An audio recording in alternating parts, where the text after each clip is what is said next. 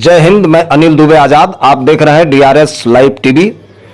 आप इसे share, like और सब्सक्राइब करें। हाँ, बेल आइकन दबाना न भूलें ताकि आप जुड़े रहें देश दुनिया की खबरों के साथ साथ अपनी लोकल खबरों से भी, जहां खबरें छिपती नहीं दिखती हैं।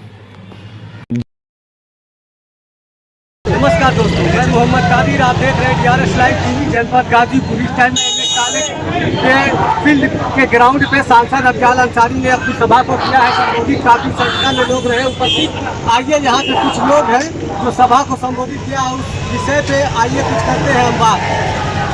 सर, आपका हमारे डीआरएस लाइव में जो है स्वागत है। आप अपना परिचय दें। मेरा नाम शाहनवाज है। ये जो सांसद अफजाल अंसारी ने सभा को संबोधित किया है और जनपद गाजीपुर में जो है भारतीय जनता पार्टी के टिकट पे जो है पारसनाथ राय को जो टिकट दिया गया और इंडिया गठबंधन लाइन जो है सांसद अफजाल अंसारी को जो है समाजवादी पार्टी ने टिकट दिया है। अब बीएसपी से जो है उमेश सिंह लड़ रहे हैं। ऐसे में जनपद गाजीपुर की आप लोगों के किस मुद्दे पे पड़ेगा इस बार मत? तीन प्रमुख मुद्दे हैं। एक तो यह है कि संविधान बचाना है, आरक्षण बचाना, दलित भाइयों का आरक्षण बचाना है, और बेरोजगारी है और महंगाई है। तीन प्रमुख मुद्दों पर इस बार जो है सरकार को जो है बदलना है और वोट करना है। यानी कि पूरा इंडिया एयरलाइन गठबंधन का जो है पूरे प्रदेश में क्या लग रहा है, तो ये जितने चरणों के चुनाव हुए हैं उसमें किसकी जो है ज़्यादा सीट निकल रही है? इंडिया गठबंधन की सरकार बन रही है। ये चुनाव पार्टी नहीं लड़ रही है, ये चुनाव नेता नहीं लड़ रहा है, ये चुनाव तो जनता लड़ रही है। उसके बाद जनता पूरे बदलाव के मूड में है और जनता इस भ्रष्टाचारी अत्याचारी सरकार को उखाड़ फेंकेगा इस बार। आप देख रहे थे गाजीपुर जनपद जो है ये एमएस इंटर कॉलेज का जो है फील्ड है। जैसे देखिए ये इसी फील्ड में सांसद अफजाल अंसारी ने अपनी सभा को किया संबोधित, जो कि काफ़ी संख्या में रहे उपस्थित और तंज कसते हुए मोदी के ऊपर जो है काफ़ी चीज़ों को उन्होंने जो है अपने सभा में संबोधित करते हुए उन्होंने जो कहा, आपको इसकी भी जो है लाइव दिखाएंगे। आप देख रहे थे गाजीपुर से कैमरामैन राजेश विश्वकर्मा के साथ मोहम्मद कादिर में लगे हुए हैं। इसलिए कई दिनों से ग्रामीण इलाकों के बाद अब शहरी इलाकों में है। क्या लग रहा है? अब आज तो पहली मीटिंग थी, कल फिर शहर में आऊँगा, परसों फिर शहर में आऊँगा। अब ये 3-4 दिनों का सिलसिला शहर के मुख्तलिफ हिस्सों में जनता के बीच में अपनी बात कहूँगा, उनसे समर्थन हासिल करने की कोशिश करूँगा। अब बाकी आप देखिए, आप अपनी निगाह से देखिए, हमसे बेहतर आप देखेंगे। सर, कहा जाता है कि 2019 के चुनाव में जहाँ विपक्षी लोग यह कह रहे हैं कि जातिवाद की राजनीति में जो है अफजाल अंसारी की जीत हुई है, तो क्या लगता है इस बार 2024 के चुनाव में क्या रहेगा? 2019 में कितने से जीत हुई थी ये बता दीजिए, कितने से थी? 1,20,000 से। 4 तारीख को मिलिएगा मंडी समिति जंगीपुर में, अगर उसका डबल हो जाएगा तो आपको जवाब मिल जाएगा। सांसद जी, इन दिनों जो नुसरत अंसारी की जो छड़ी चुनाव चिन्ह है उसको लेकर भाजपा बहुत बेचैन है। अब भाजपा की बेचैनी का हम क्या इलाज करें? उसका इलाज माननीय ओम प्रकाश सिंह से पूछे, जाकर ओम प्रकाश राजभर जी से पूछे कि वो छड़ी उनकी वजह से मिल गई कि हमारे जिला के निर्वाचन अधिकारी की कृपा से मिल गई, कि जो निर्वाचन आयोग का कानून है उस कानून के मुताबिक मिल गई, या आप इसकी छानबीन कर लीजिए। आज मोदी जी ने एक बयान दिया है कि जो इंडी गठबंधन के जो भी लोग हैं वो लोग अब पाकिस्तान का नाम लेकर जो लोगों को डरा रहे हैं। देखिए, इंडिया गठबंधन से वो खुद डर चुके हैं, तो वो सारी उलूल जुलूल बातें हम वही समझते हैं कि अब जो परिवार में किसी बच्चे को बुखार हो जाता है और 104 के बाद बकबक करता है, वही स्थिति उनकी हो गई। वो ये भी कह रहे हैं कि इंडी गठबंधन वाले प्रभु राम से चिढ़ रहे हैं और आने वाले दिनों में राम मंदिर में ताला भी लगवा देंगे। उनको क्यों इंडिया गठबंधन से इतनी डर लग रही है कि इंडिया गठबंधन सत्ता में आएगा तो ये करेगा तो ये करेगा? वो मान चुके हैं कि इंडिया गठबंधन सत्ता में आ चुका है। हम ये कह सकते हैं कि नहीं, हम ऐसा कुछ नहीं करेंगे। जैसी आशंकाएं वो व्यक्त कर रहे हैं, इंडिया गठबंधन सत्ता में आया तो वो बदले की भावना से राजनीति नहीं करेगा इन लोगों की तरफ से। सर, योगी जी का आज एक बयान है कि जब आतंकवादी घुसते थे और विस्फोट होते थे उस वक्त जो कांग्रेस का राज हुआ करता था। हाँ, ये जब पुलवामा की घटना हुई थी जिसमें हमारे 40-44 जवान शहीद हो गए थे, उस समय कांग्रेस पार्टी का कौन लीडर था जो देश का प्रधानमंत्री, बता दीजिए। उस समय तो नरेंद्र मोदी थे। क्या वो आतंकवादी घटना नहीं थी? बोलिए सर। ऐसे में अब बात किया जाए पूर्वांचल में क्या स्थिति रहेगी इंडिया गठबंधन की? सफाया, इनको भारतीय जनता पार्टी का सफाया सारी सीटों पर। मोदी अपनी सीट बचा ले, बस अपनी सीट बचा लें, यही बहुत है। वो भी खतरे में है। कोई चमत्कार उस सीट पर भी हो सकता है। उस सीट पर मोदी भी बैरन वापस जा सकता है, क्योंकि उन्होंने गंगा मैया को भी ठगा है। कहा गंगा जी ने मुझे बुलाया, न गंगा अविरल हुई, न गंगा निर्मल हुई और न गंगा स्वच्छ हुई। तो गंगा मैया का श्राप तो मैं समझता हूं उनको वापस भी भेज सकता हूं। सांसद जी, बसपा प्रत्याशी का एक कहना है कि बसपा जो है आगे चल रही है और सपा और भाजपा एक साथ मिलकर खेल खेल रहे हैं। अब उनकी बात का हम क्या उस पर टिप्पणी सांसद जी, करें? कल का बयान है, हम उस पर क्या टिप्पणी करें? उनको अपना आकलन करने का अधिकार है, वो अपना आकलन कर रहे हैं। धन्यवाद। ऐसी स्थिति में देश की जनता को विचार करना पड़ेगा। देखिए, छूट मिली हुई है, अंधेर मचा हुआ है और जनता जग गई है। अंधेर का अंत होने वाला है। ये अंधेरा छटने वाला है और नया सवेरा आने वाला है। अब इस लड़ाई में आप अपना क्या योगदान करेंगे? अपने धुकधुकाते हुए दिल को मजबूत कीजिए और इस लड़ाई में हिम्मत करके खड़े होइए। मैं गाजीपुर के लोगों से कहना चाहता हूं, बेशक जुल्म हुए हैं आपके ऊपर, अत्याचार हुए हैं आप पर, धमकियां दी गई हैं आपको, सताया भी गया है आपको। आप बचना चाहते हो तो जुल्म के सामने सर झुका के बचा नहीं जा सकता। दो ही रास्ता है, या तो जालिम का खात्मा हो या अपना सर कटाना पड़ेगा। बख्शे नहीं जाओगे। नंबर आगे या पीछे आना सबका है। आज हमारे ऊपर है, कल आप पर होगा, बारी बारी सब पर होगा। और ये मौका है, सारा देश उठ के खड़ा हो गया, सारे गरीब उठ के खड़े हो गए। शहर के लोगों हमारे साथ कई दिन खुर्शीद भाई से बात हुई, कहने लगे चलिएगा नहीं शहर में। आपका सबसे आखिर में जब गाजीपुर जिले के हर गांव में, हर विधानसभा क्षेत्र के हर ब्लॉक में, हर न्याय पंचायत के हर गांव सभा में जब इस चुनाव के अभियान को परवान चढ़ा लूंगा, तब गाजीपुर में बैठे हुए लोगों के दिल पर शायद कोई असर हो और तब मैं उस वक्त गाजीपुर शहर में दाखिल होऊंगा। और नहीं तो यहाँ के लोगों को तो ऐसे डराया गया। हुआ है जुल्म, मैं मानता हूं, लेकिन जुल्म देखो हमारे साथ किससे कम हुआ है, किससे कम जुल्म हुआ है। बचा क्या है मेरा? सब कुछ तो बर्बाद कर दिया गया।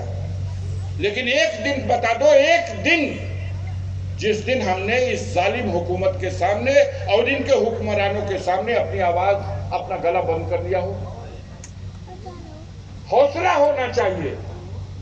मैंने देखा है, बड़े बड़े साइबर जेट बमबारी कर रहे थे। अब फलस्तीन में 8 साल 10 साल के बच्चे जमीन से ढेला उठा करके साइबर जेट की तरफ फेंक रहे थे। उनका ढेला नहीं जा रहा था जब तक, लेकिन उनका हौसला था कि हम तुम्हारे सामने डरे नहीं है, झुके नहीं है। हमको क्या डराओगे मोदी? ये बुलडोजर लेके चला करते थे। औकात नाप दिया गया विधानसभा के चुनाव में।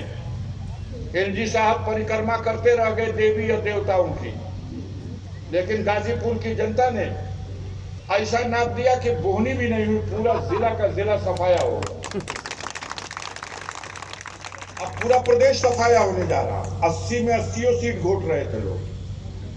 अब आज का हालात ये है, गाजीपुर शहर में रहने वालों, आपको तो सबसे पहले तो मालूम होना चाहिए, पता कर लो, चंदौली भारतीय जनता पार्टी बुरी तरह से हार रही है। बलिया की सीट सनातन पांडे जीत रहे हैं, घोसी समाजवादी पार्टी जीत रही है। जरा पता करो, लालगंज और आजमगढ़ गणना के बाद लाखों में गिनती का अंतर होगा। आप बात कर लो जौनपुर की, बात कर लो भदोही की। जब चारों तरफ जीत हो रही है तो गाजीपुर की जीत का क्या होगा?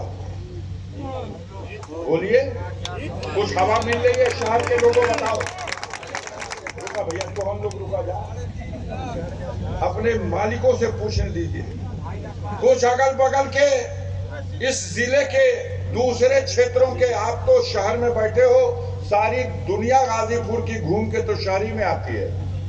कुछ जायजा लेते हैं, कुछ पता चल रहा है? बोलिए।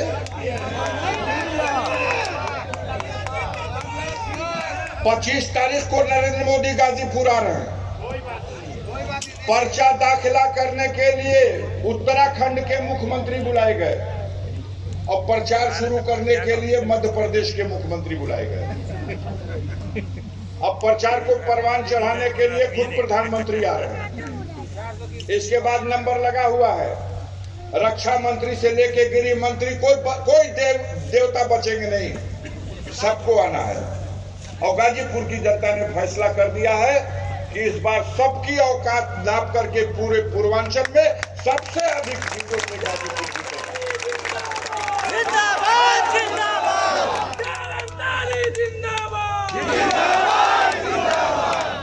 साथियों, बुजुर्गों, ये गाजीपुर और ये गाजीपुर का शहर 90,000 के आसपास वोटर हैं यहाँ। 90,000, 92,000, लगभग 1/3 हिस्सा है और 2/3 हिस्सा ग्रामीण क्षेत्रों में। मैं जब पिछला चुनाव लड़ रहा था तो ग्रामीण क्षेत्रों से हम लीड लेकर के शहर में गिनती कराने आए थे, लेकिन शहर का बक्सा खुला तो गाजीपुर की चारों विधानसभाओं में लीड रही, जीत रही, बड़े बड़े मार्जिन से जीत रही। लेकिन गाजीपुर के शहर ने मायूस करने का काम किया। परिस्थितियां जो भी रही हो, प्रचारित किया गया था एक तरफ विकास पुरुष है और यहां प्रचार पर ही लोग उसी धुन पे नाचने लगते हैं। एक सवाल छोड़ जाते हैं, कहा कईना लोग आज तक शहर खाते। बहुत जल्दी हमारी याददाश्त हम भूल जाते हैं। मोदी की सरकार में मनोज सिन्हा मंत्री थे और तब उन्होंने हो सकता है गंगा पर ब्रिज बनाने का प्रस्ताव दे दिया और मोदी की सरकार ने उस पर बजट आवंटित किया और गंगा का ब्रिज बना। अब यह अधूरा है लेकिन बनेगा। लेकिन कभी गाजीपुर के लोग सोचेंगे कि मोदी तो नहीं थे, न मनोज सिन्हा थे, लेकिन गाजीपुर की गंगा पर बना हुआ हमीद सेतु कैसे बना था? इनकी न सरकार थी और न इनके एमपी साहब थे। बना वो न मोदी जी थे और न हमारे मनोज सिन्हा जी थे, न इनकी कृपा है। हाँ, इनकी एक कृपा जरूर है कि उसके अप्रोच का ठेकेदार इनके चेले चपाटी थे और अप्रोच ऐसा घटिया बना दिया कि आज तक वो गंगा ब्रिज चल नहीं सका। उससे 15 किलोमीटर पहले गंगा पे ब्रिज बना जो सैदपुर से दानापुर को जोड़ दिया, चंदौली जनपद को जोड़ दिया। न इनकी सरकार थी और न ये प्रधानमंत्री थे, न ये एमपी थे। दूसरा कोई काम कराए तो ये तो सरकार ने काम कराया। 268 किलोमीटर सड़क 2019 में एमपी बनने के बाद 2024 के प्रारंभ तक 268 किलोमीटर सड़क गाजीपुर में पीएमजीएसवाई योजना के अंतर्गत हमने बनवाई है। उसका प्रस्तावक ही होता है सांसद। सांसद ही प्रस्ताव देता है और सांसद ही अनुमोदन करता है और ग्रामीण विकास मंत्रालय भारत सरकार बजट देता है। 268 किलोमीटर सड़क, एक भी विधानसभा, 5 विधानसभा में ऐसी नहीं है जहां 55 किलोमीटर 60 किलोमीटर सड़क नई न बनी हो। पीएमजीएसवाई में 194 किलोमीटर का सड़क मेरे प्रस्ताव पर सारे डिपार्टमेंटल कार्रवाई में पास, बजट आवंटित होना था लेकिन रोक दिया गया क्योंकि इसका श्रेय उनको मिल जाएगा। अब आज इनके लोग चट्टी चौराहा पर बहस करते हैं तो कहते हैं कि अच्छा वो तो सड़किया बनल पीएमजीएसवाई में तो भारत सरकार का पैसा से बनल है, तो गंगा पे जो बिरजवा बा इनका नाना का घर से आई लगा, ये भी तो भारत सरकार का है। गाजीपुर के लोगों का भी हिसाब पूछो उस विकास पुरुष के, जो चाटुकार है उनसे पूछ लो, जो कहते हैं 20,000 करोड़ का विकास किया था, उनसे पूछो 20,000 करोड़ का विकास गिनने वालों, 4 लाख करोड़ रुपए का भारत सरकार का ये जो बीएसएनएल का सिस्टम था उसको मिट्टी में किसने मिलाया था? 4 लाख करोड़ रुपए का इतने मजमे में किसी के पास है क्या बीएसएनएल का सिम? पहले लाइन लगती थी, लोग दौड़ दौड़ के जाते थे, सांसद जी लोगों को 100 सिम मिलता था कि बहुत चहेते हो तो उनको दे दीजिएगा। दुनिया की बेस्ट टेक्नोलॉजी भारत सरकार के पास थी और 4 लाख करोड़ का बीएसएनएल संचार मंत्री मनोज सिन्हा, जियो जो नया जन्म लिया था, जियो तरक्की की मंजिलें तय करके आसमान में है और आसमान में चमक रहा था बीएसएनएल, वो आज मिट्टी में धंसा दिया। भ्रष्टाचार तो वहां हुआ, खेल तो वहां हुआ, 2G के घोटाले के सवाल पर देश को आपने डंका बजा दिया। हम टारगेट पे नहीं है, इसने टारगेट कर लिया है कि इनके जुल्म और तशद्दुद के खिलाफ, इनके अत्याचार और किसी भी तरह का इनका मनमानापन, अहंकार के DRS लाइव टीवी जनपद अगर कोई उसका मुकाबला करेगा, कोई उसके सामने खड़ा होगा तो अपने सत्ता की नाजायज ताकत का इस्तेमाल करके हम उसे रौंद डालेंगे। यही अहंकार तो कंस को भी था, उसको भी अपनी सत्ता पर यही घमंड था। मैं मथुरा का राजा हूं और कोई भी मेरी सत्ता को चुनौती देगा, मेरी गलत नीतियों का विरोध करेगा तो या तो उसका सर कलम कर दिया जाएगा या उसे जेल में डाल दिया जाएगा। अपने बाप को भी, मथुरा के असली राजा अपने बाप को भी जरासंध ने, कंस ने जेल में डाल दिया था। महाराजा उग्रसेन को, उनके पिता थे, उन्होंने उनकी नीतियों का विरोध किया तो महाराजा उग्रसेन को भी कंस ने जेल में डाल दिया और उसको भी लगता था कि मेरी सत्ता का कभी पतन नहीं होगा। इन्हीं लोगों की तरह सत्ता के नशे में चूर अहंकारी कंस, और एक दिन ऐसा आया जब कंस की सत्ता का भी अंत हो गया और कंस के अहंकार का भी अंत हो गया और कंस का भी अंत हो गया। वो दिन दूर नहीं जो कंस के नक्शे कदम पर चलने वाले सत्ता में बैठे हुए लोग जनता के साथ, प्रजा के साथ, आम लोगों के साथ जिस तरह से अत्याचार कर रहे हैं, अनाचार कर रहे हैं, इनकी भी सत्ता का अंत होगा। और आज की तिथि में मैं पूरे दावे के साथ कह सकता हूं कि नरेंद्र मोदी और उनकी सरकार 5 राउंड के चुनाव का जो रुझान है, मैंने अपने 50 साल की जिंदगी में राजनीति का जो भी अनुभव किया है, उस अनुभव के आधार पर मैं दावे के साथ कह रहा हूं, नरेंद्र मोदी की सरकार फिर वापस आने वाली नहीं है। ये इतिहास बन चुके हैं, सर पटक के मर जाएंगे, अब आना नहीं है।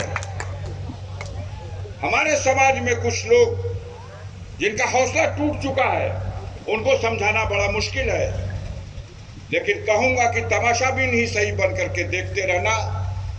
इस मुल्क में जनता लड़ने खड़ी हो गई है, कोई नेता, कोई पार्टी नहीं। प्लेटफॉर्म 2 बने, एक इंडिया गठबंधन का और एक एनडीए गठबंधन का, लेकिन पहले राउंड के चुनाव में नरेंद्र मोदी को आभास हो गया कि जो जनता मेरे इशारे पर नाचती थी, आज उनका टेम्परेचर डाउन हो गया है।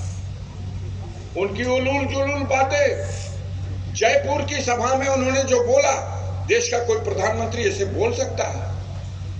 दूसरा राउंड हुआ, दूसरे राउंड के बाद तो जैसे किसी बच्चे को जब 103 104 का बुखार हो जाता है तो उसके सर पे पट्टी रखी जाती है और वो बक बक बक बक बोलने लगता है, उसको खुद पता नहीं होता कि वो क्या बोल रहा है।